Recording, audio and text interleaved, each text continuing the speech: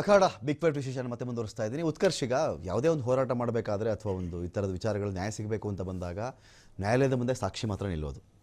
ಒಂದು ಯಾವುದೋ ಹುಡುಗಿಗೆ ಹಿಂಗಾಗಿದೆ, ಹುಡುಗನಿಗೆ ಹಿಂಗಾಗಿದೆ, ವಯಸ್ಸಾದವನಿಗೆ ಹಿಂಗಾಗಿದೆ, ಏನೇ ಹೇಳಿದ್ರು ಕೂಡ ನ್ಯಾಯಾಲಯದ ಮುಂದೆ ಏನು ಪ್ರೊಡ್ಯೂಸ್ ಮಾಡ್ತೀನಿ ಅದರಿಂದನೇ ಡಿಸೈಡ್ ಆಗೋದು. ಬಟ್ ಒಂದಷ್ಟು ವಾದಗಳು ಹೇಗಿದೆ ಅಂದರೆ, ಒಂದು ಹುಡುಗಿ ಸುಮ್ಮನೆ ಸತ್ತೋಗ್ಬಿಟ್ಲೇನ್ರಿ, ಅಲ್ಲಿ ಸುಮ್ಮನೆ ಸತ್ತೋಗ್ಬಿಟ್ಲ ಅವಳ ಮೇಲೆ ರೇಪೇ ಆಗಿರಲ್ವ, ಇದೊಂದು ವಾದ ಬಂತು. ಇನ್ನೊಂದು ಕಡೆ ಬಂದಾಗ ಯಾರು ಈ ಕೇಸನ್ನು ಕೈಗೆತ್ಕೊಂಡ್ರೋ ಸರಿಯಾಗಿ ಇನ್ವೆಸ್ಟಿಗೇಷನ್ನೇ ಮಾಡಲಿಲ್ಲ, ಸರಿಯಾಗಿ ಪ್ರೂಫೇ ಕಲೆಕ್ಟ್ ಮಾಡಲಿಲ್ಲ, ಸಾಕ್ಷಿಗಳೇ ಇಟ್ಕೊಳ್ಳಿಲ್ಲ.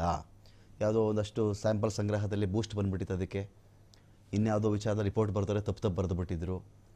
ಸೊ ಏನು ಪ್ರಾಥಮಿಕವಾಗಿ 24 hours ಒಳಗಡೆ ಕಲೆಕ್ಟ್ ಮಾಡಬೇಕಾದ್ ಮಾಡಲೇ ಇಲ್ಲ. ಈ ಥರದ್ದೆಲ್ಲ ಆರೋಪಗಳು ಬರ್ತಾವಲ್ವಾ.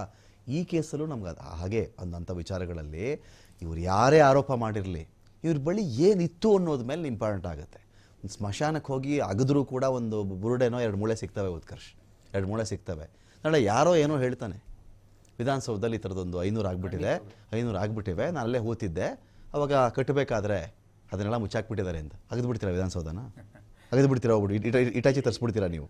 ಅದೇನೆ ಸರ್, ಪಾಪ ಕಾಂಗ್ರೆಸ್ ಅವ್ರು ಇದ್ರೆ ಕೇಳೋದಾಗಿತ್ತು, ಅವ್ರಿಲ್ಲ ಸರ್. ನಮ್ಮ ನಿಲುವು ಬಹಳ ಸ್ಪಷ್ಟವಾಗಿತ್ತು ನೋಡಿ. ಧರ್ಮಸ್ಥಳ ಕೋಟ್ಯಾಂತರ ಹಿಂದೂಗಳ ಧಾರ್ಮಿಕ ಶ್ರದ್ಧಾ ಕೇಂದ್ರ, ಅದ್ರ ಬಗ್ಗೆ ಯಾವ ಒಂದು ರೀತಿಯ ನಮಗೆ ಇದಿಲ್ಲ. ಸೊ ನಾವು ಹೇಳಿದ್ದು ಅದನ್ನೇ. ಇವತ್ತೇನು ಈ ಷಡ್ಯಂತ್ರ ಒಂದು ಗ್ಯಾಂಗ್ ಇತ್ತಲ್ವಾ, ಮಹೇಶ್ ಶೆಟ್ಟಿ, ತಿಮರೋಡಿ, ಗಿರೀಶ್ ಮಟ್ಟಣ್ಣವರು, ಆಮೇಲೆ ಸುಜಾತಾ ಭಟ್ ಬಂದರು, ಈ ರೀತಿ ಅನೇಕ ಜನ ಬಂದು ಮಾಡಿದಂಥ ಸುಳ್ಳು ಆರೋಪಗಳು ಇವತ್ತು ಮಂಜುನಾಥನ ಒಂದು ದಯೆಯಿಂದ ಇವತ್ತು ಬಟಾಬೈಲಾಗಿದೆ ಸಮಾಜದ ಮುಂದೆ. ಬಹಳ ಖುಷಿ ತರಿಸ್ತಕ್ಕಂಥ ವಿಚಾರ. ಬಟ್ ನಮ್ಮ ಪ್ರಶ್ನೆ ಇರ್ತಕ್ಕಂಥದ್ದು, ಯಾರೋ ಒಬ್ಬ ವ್ಯಕ್ತಿ ಎಲ್ಲಿಂದನೋ ಬಂದು ಅವ್ರದೆಲ್ಲ ವಾದ ಕೇಳಲ್ವಾ ನೀವು? ಪ್ರಾಥಮಿಕ ವರದಿಗೆ ನಿಮ್ದು ಕನ್ಕ್ಲೂಷನ್ ಇದು ಯಾವುದು? ಈಗ 6 ಜನದ ವಾದ ಕೇಳಿದ್ವಲ್ಲ, ವಾದ ಕೇಳಿದ್ಯಲ್ವ, ವಾದ ಕೇಳ್ಬಿಟ್ಟು SIT ರಿಪೋರ್ಟ್ ಕೊಟ್ರಿ ಅಂತ ನಾವು ಭಾವಿಸ್ತೀವಪ್ಪ. ಓಕೆ, ಸರಿ, ಅಷ್ಟು ಪ್ರಬುದ್ಧ ವ್ಯವಸ್ಥೆ ಚೆನ್ನಾಗಿದೆ ಅಂತ ನಾವು ಭಾವಿಸ್ತೀವಿ. ಸರ್ಕಾರ ಸರಿಯಾಗಿ ಮಾಡಿದೆ ಅನ್ನೋದು ನಮ್ದೊಂದು ನಂಬಿಕೆ ಇದೆ. ಸೊ ಹಾಗಾಗಿ ಅದನ್ನೇ ನಾವು ಹೇಳಿದ್ದು, ಬಹಳ ಸ್ಪಷ್ಟವಾಗಿ ಷಡ್ಯಂತ್ರವನ್ನ ಇವ್ರ ತಲೆಯಲ್ಲಿ ಇಟ್ಕೊಂಡೇ ಮಾಡಿದ್ದೆ. ಯಾಕಂದ್ರೆ ಮಹೇಶ್ ಶೆಟ್ಟಿ, ತಿಮರೋಡಿನ ಹೇಳಿದ್ರು ಯಾವ ಅಣ್ಣಪ್ಪ ಸ್ವಾಮಿ ಇದಾರೆ, ಮಂಜುನಾಥ ಇದಾರೆ, ನಾನೇ ದೇವ್ರು ಅಂತ.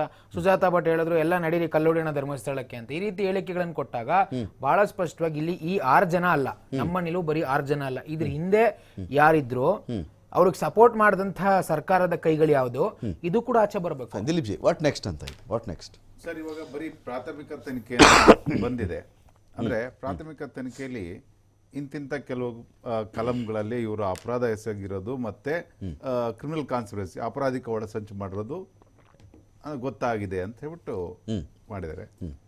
ನೆಕ್ಸ್ಟು ಈ ಏನು ಇವ್ರ ಮೇಲೆ ಒಂದು ಕೌಂಟರ್ ಆಲ್ರೆಡಿ FIR ಆಗಿದೆಯೋ ಇಲ್ಲೋ ಗೊತ್ತಿಲ್ಲ, ಬಟ್ ಈ ರಿಪೋರ್ಟ್ ಮೇಲೆ ಅವ್ರೆಲ್ಲರೂ ಮೇಲೂ ಕೂಡ FIR ಆಗಬೇಕು. ಓಕೆ, ಅವ್ರು ಎಲ್ಲರೂ ಕೂಡ ಬಂಧಿಸಬೇಕು. ಯಾಕೆ ಅಂತ ಹೇಳ್ತೀನಿ ನಾನು. ಯಾಕೆ ಅಂತ ಹೇಳಿದ್ರೆ, ನೀವು ಯಾವುದೇ ಒಂದು ಮರ್ಡರ್ ಆಯಿತು ಅಥವಾ ರೇಪ್ ಆಯಿತು ಅಂತ ಹೇಳಿ ನಿಮಗೆ ಒಬ್ಬ ಆರೋಪಿ ಮೇಲೆ ಏನಾರು ಅನುಮಾನ ಬಂತು ಅಂದರೆ, ಒಬ್ಬ ಸಾಮಾನ್ಯ ನಾಗರಿಕ ಆದರೆ ನೀವೇನು ಮಾಡ್ತೀರಿ?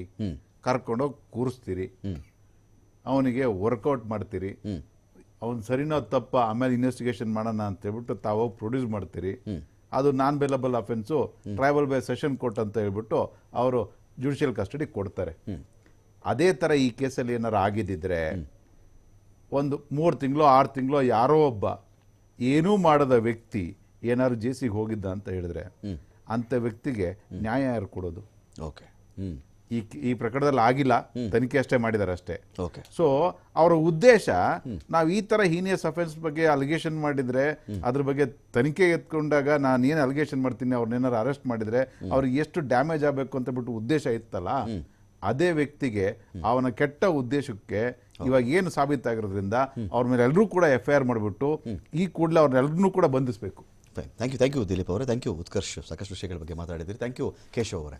ಇಂಥ ವಿಚಾರಗಳಲ್ಲಿ ತನಿಖೆ ಏನಾದರೂ ಡ್ಯಾಮೇಜ್ ಮಾಡ್ತಾ ಅನ್ನೋ ವಿಷಯಕ್ಕಿಂತ ಹೆಚ್ಚಾಗಿ ಇಡೀ ಉದ್ದೇಶ ಇತ್ತಲ್ಲ, ಉದ್ದೇಶ ಆರಂಭದ ದಿನಗಳಲ್ಲಿ ಡ್ಯಾಮೇಜ್ ಮಾಡಿದ್ದು ಜಾಸ್ತಿ. ಉದ್ದೇಶ, ನಾನೇನು ವಿಷಯವನ್ನು ಹಬ್ಬಿಸ್ತಾ ಇದ್ದೀನೋ, ಏನು ಹರಡ್ತಾ ಇದ್ದೀನೋ, ಇದರಿಂದ ಆಗುವ ಹಾನಿ ನನಗೆ ಅದು ಎನ್ಕ್ಯಾಶ್ ಆಗುತ್ತೆ, ಅದರಲ್ಲಿ ನನಗೆ ಆನಂದ ಇದೆ ಅಂಥೇಳಿ ಒಂದಷ್ಟು ಜನ ಸಂಚು ಮಾಡಿದ್ದಿರಬಹುದು. ಪ್ರಾಥಮಿಕ ವರದಿಗಳಲ್ಲಿ ಒಂದು ವೇಳೆ ಈ ಸಂಚು ಅಂತಿಮ ವರದಿಯಲ್ಲಿಯೂ ಕೂಡ ನಿರೂಪಿಸಲ್ಪಟ್ಟರೆ ಅವರವರ ಅಪರಾಧಕ್ಕೋ ಅವರವರು ಮಾಡಿದಂಥ ಕೆಲಸಗಳಿಗೋ ತಕ್ಕ ಶಿಕ್ಷೆ ಆಗಲಿ ಅಂತ